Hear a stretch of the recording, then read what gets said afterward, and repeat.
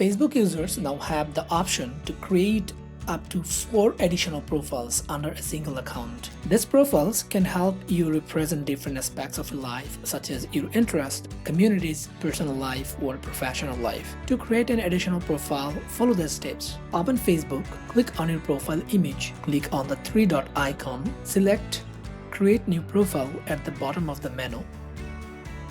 Enter your name and other details, add friends and join groups. How awesome is that? Thanks for watching. If you liked today's tips, thumbs up and share with your tech friends. Comment your thoughts, subscribe for more, and stay tuned for the latest tech updates. This is Jubair from WEBKIH, signing off. Happy teching!